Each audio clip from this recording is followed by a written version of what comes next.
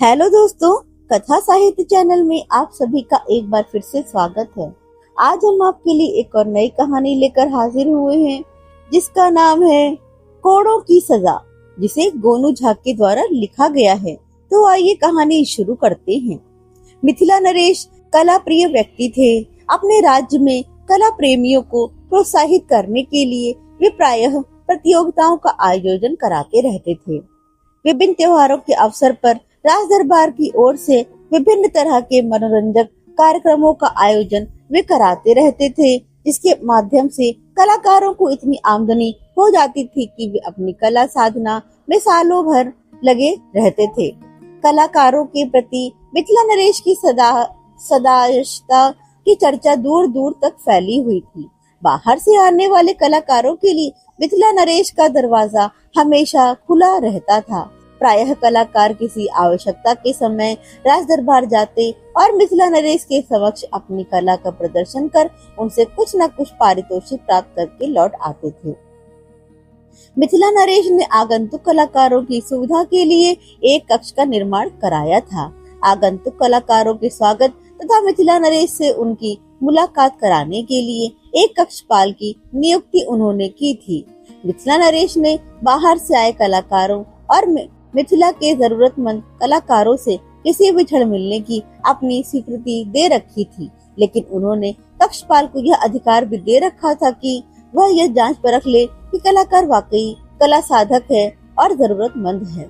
इस अवस्था से कुछ दिनों तक तो सब कुछ ठीक चलता रहा, किंतु जब कक्षपाल ने देखा कि मिथिला नरेश से मिलकर लौटने वाले कलाकार तरह तरह के उपहार प्राप्त कर वापस आते हैं, तो उसने सोचा कि यदि वह इन फटीचर से दिखने वाले कलाकारों को महाराज से मिलने की स्वीकृति प्रदान न करे तो उन्हें ये पुरस्कार नहीं मिल सकेगा।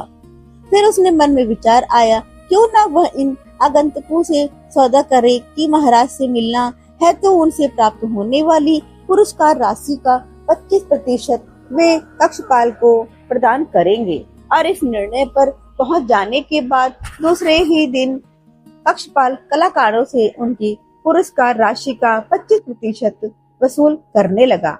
कुछ दिन यूं ही चलता रहा। कक्षपाल के रुतबे में फर्क आ गया।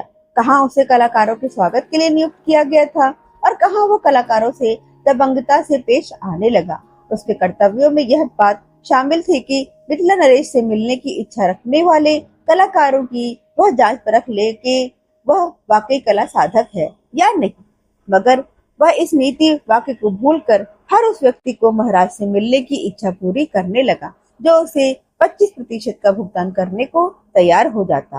बाद में उसका साहस और बढ़ गया जब कुछ लोगों ने मिथिला नरेश दरबार में प्रवेश के लिए उसे अग्रिम बढ़ावा देने की पेशकश की। मिथिला नरेश ने महसूस किया कि उनके पास कलाकार के नाम पर कुछ ऐसे लोग भी आने लगे हैं जो कला के मर्मज्ञ नहीं हैं और न ही प्रतिभा के धनी है। कार्तिक का महीना था, फसलें कट चुकी थी। मिथिला नरेश हर वर्ष कार्तिकोत्सव का आयोजन कराते थे। इस साल उन्होंने कार्तिकोत्सव को भव्य रूप देने का निश्चय किया। उन्होंने एक दिन गोनू झा से कहा, पंडित जी, इस वर्ष मैं कार्तिकोत्सव का भव्य आयोजन कराना चाहता हूँ। मैं चाहता हूँ कि इस आयोजन में दूसरे राज्यों के कलाकारों को भी विशेष आमंत्रण भेजूं, मगर मुझे संकोच हो रहा है क्योंकि इस वर्ष अपने राज्य के जितने भी कलाकार मुझसे मिलने और अपनी कला का प्रदर्शन करने आए, उनमें बहुत कम लोग ऐसे थे जिन्हें कला के तत्व विद्यमान थे।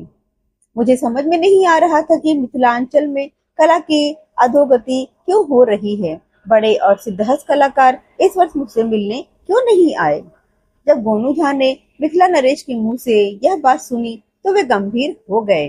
उन्हें महाराज की बात चिंता पैदा करने वाली लगी कि इस वर्ष महाराज से मिलने वाले राज्य का कोई भी वरिष्ठ कलाकार क्यों नहीं आया।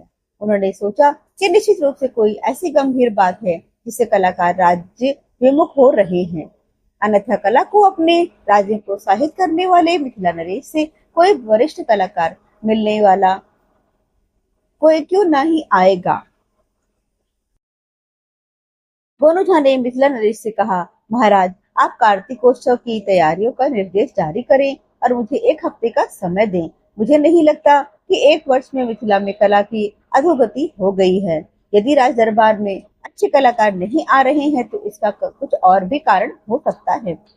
इस एक हफ्ते में मैं अपने ढंग से इस संबंध में जानकारी करूंगा और मेरा प्रयास होगा कि राज्य में कलाकार के उत्थान के लिए आपके द्वारा किए जा रहे सद प्रयासों की राह में आ रही बाधाओं को दूर कर सकूं। मिथिला में कला और कलाकार से पहले से हम और आपकी कृपा से आज हम भी और भी कल भी रहेंगे। मिथिला नरेश ने मिथिला नरेश से विदा लेकर गोनू झा अपने ढंग से सक्रिय हो गए। मिथिला नरेश से बातचीत के 3 दिन बाद ही गोनू झा दरबार आए और उन्होंने प्रस्ताव रखा कि राज्य के हर आयु वर्ग के लिए एक मेधा परीक्षा प्रतियोगिता का आयोजन भी इस बार कार्तिकोत्सव में होना चाहिए। कार्तिकोत्सव की चर्चा सुनते ही मिथिला नरेश ने समझ लिया कि जरूर गोनू झा को कलाकारों के राज विमुख होने का कोई सुराग मिल गया है और वे इस मेधा परीक्षण कल प्रतियोगिता के बहाने उनके सामने कुछ प्रकट करना चाहते हैं। फिर भी उन्होंने दरबारियों से पूछा, आप लोगों की क्या राय है? दरबारियों में ऐसे लोगों की कमी नहीं थी जो गोनू झा से जलते थे या ऐसे समय की प्रतीक्षा करते रहते थे कि गोनू झा को नीचा दिखाया जा सके। ऐसे दरबारियों ने एक मत होकर मिथिला नरेश को राय दी कि कार्तिकोत्सव को उमंग और उत्साह के लिए आयोजित किया जाता है, जबकि मेधा परीक्षण प्रतियोगिता गंभीर प्रकृति की प्रतियोगिता है। मनोरंजन के समय गंभीर प्रतियोगिताएं रसभंग की स्थिति पैदा करेंगी, इसलिए इस तरह की प्रतियोगिता कार्तिकोत्सव में नहीं होनी चाहिए। मगर गोनू झा ने मिथिला नरेश से कहा कि इस तरह की प्रतियोगिता के लिए कार्तिकोत्सव से अच्छा कोई दूसरा अवसर हो ही नहीं सकता। नववान के आगमन में ग्रामीण कार्तिक में आर्थिक समस्याओं से निश्चित होते हैं। गरीब से गरीब आदमी अपने भोजन पसंद की चिंता से मुक्त रहता है और इससे बड़ी बात यह है कि कार्तिकोत्सव में राज्य भर के लोग आते हैं, इसलिए राज्य की मेधा शक्ति की पहचान के लिए इससे अच्छा अवसर दूसरा नहीं हो सकता। मिथिला नरेश को गोनू झा का तर्क पसंद आया और उन्होंने मेधा परीक्षण प्रतियोगिता के आयोजन की विरोध करना शुरू कर दिया कि इस तरह की किसी भी प्रतियोगिता में राज दरबार का कोई भी व्यक्ति शामिल नहीं हो सकता। लेकिन गोनू झा ने पुनः मिथिला नरेश से कहा, महाराज, मैं इस प्रतियोगिता में अपनी मेधा की वास्तविक क्षमता की पहचान के लिए भाग लेना चाहता हूँ। मुझे पारितोषिक की अभिलाषा नहीं है। उन्होंने दरबार में घोषणा कर दी कि दरबारी यदि उन्हें इस प्रतियोगिता में शामिल होने के लिए इस शर्त पर स्वीकृति प्रदान करें कि वे कोई भी इनाम ग्रहण नहीं करेंगे तो वे उनके आभारी रहेंगे। इस पर दरबारी शांत होकर अपने आसनों पर बैठ गए। महाराज ने गोनू झा को मेधा परीक्षण प्रतियोगिता में भाग लेने की स्वीकृति प्रदान कर दी।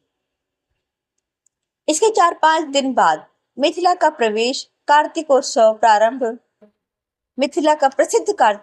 प्रारंभ हुआ। एक पखवाड़े तक चलने वाले इस आयोजन में राज्य भर के कलाकार तो आए ही, राज्य के बाहर के भी विशेष आमंत्रित कलाकारों ने अपनी कला का प्रदर्शन किया। कार्तिकोत्सव के समापन समारोह के दिन पुरस्कार वितरण की व्यवस्था के लिए विशेष रूप से बनवाया गया बृहद पंडाल खचाखच भरा हुआ था। मिथिला नरेश पुरस्कार वितरण के लिए स्वयं मंच पर आसीन थे।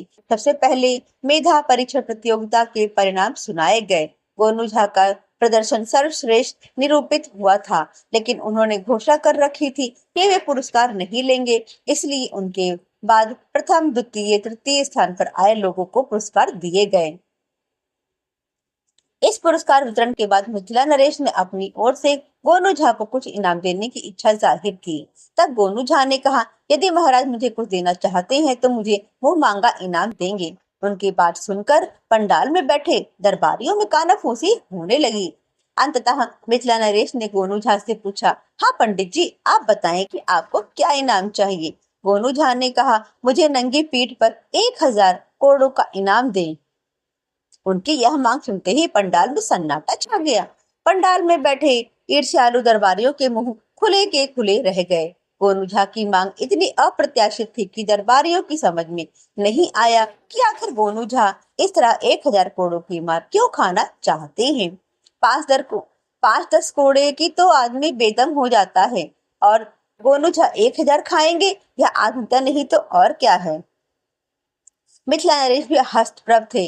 उन्होंने गोनू झा से कुछ और मांगने को कहा, मगर गोनू झा ने कहा, महाराज आपने मुझे मुंह मांगा इनाम देने की घोषणा की है, अब उसे मुकरने मत लीजिए। मुझे 1000 करोड़ का इनाम चाहिए, नंगी पीठ पर और कुछ भी नहीं। अंततः मिथिला नरेश ने गोनू झा की पीठ पर 1000 कोड़े लगाने का निर्देश दे दिया। कोड़े लेकर 2 मुस्टंडे सिपाही मंच पर आ गए। तब गोनू झा ने मिथिला नरेश से कहा, पंडाल में अगली पंक्ति में बैठे कलाकार स्वागत कक्षपाल को पहले मंच पर बुलाया जाए। मिथिला नरेश समझ चुके थे कि गोनू झा अब उनके सामने कुछ रहस्य उद्घाटन करना चाहते हैं। उन्होंने कक्षपाल को मंच पर लाने का निर्देश दिया। कक्षपाल जब मंच पर आया तो उसके चेहरे पर हवाइयां उड़ रही थी। कार्तिक के ठंड में भी माथे पर पसीने की बूंदें चुह आई थी। वह डरा और सहमा सा दिख रहा था। गोनू झा ने यह कक्षपाल का हाथ फैलाकर मंच पर स्वागत करते हुए कहा, आइए कला पारखी कलाकार स्वागत कलाकार का स्वागत है। कक्ष प्रभारी कक्षपाल महोदय, बिना आपकी स्वीकृति के कोई राज्य द्वारा आयोजित प्रतियोगिता में भाग नहीं ले सकता। आपसे अनुमति मिलने के एवज में आपने पारितोषिक का 25% भुगतान का वादा मैं सार्वजनिक रूप से पूरा कर रहा हूँ, ताकि भविष्य में मेरे लिए भी आप राज दरबार में प्रवेश का मार्ग प्रशस्त करें। महाराज के कान में जब गोनू झा की बातें पहुंची तब उन्हें समझ में आया कि कक्षपाल किस तरह का गोरख धंधा चला रहा था। गोनू झा ने क्यों गोनू झा ने मेधा परीक्षा प्रतियोगिता के आयोजन में शरीक होने की अनुमति ली थी। उन्होंने गोनू झा की ओर देखा। तब गोनू झा ने कहा, महाराज इस कक्षपाल की पीठ पर 250 कोड़े लगवाएं। इसने मेरे साथ सौदा किया था कि जो भी पारितोषिक मुझे मिलेगा उसका 25% मैं इसे दूंगा। ऐसा नहीं करने पर इसने चेतावनी दी थी कि फिर यह भविष्य में कभी भी नरेश से मिलने का अवसर मुझे प्रदान नहीं करेगा। पंडाल में बैठे कलाकारों ने भी खड़े होकर कक्षपाल की शिकायत शुरू कर दी। महाराज ने सभी की बातें सुनी। मंच पर कक्षपाल को सार्वजनिक रूप से कोड़े लगाए गए और नौकरी से बर्खास्त कर दिया गया। महाराज ने गोनू झा को ढेर सारा इनाम दिया और कला शिरोमणि की उपाधि से विभूषित किया।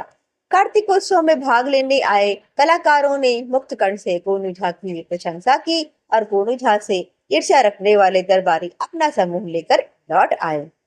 तो दोस्तों, आपको हमारी ये कहानी कैसी लगी कमेंट करके जरूर बताइएगा। अगर आपको हमारी कहानी पसंद आती हो तो हमें ऐसे ही सपोर्ट करते रहिए और हाई बटन दबाना ना भूलें। धन्यवाद।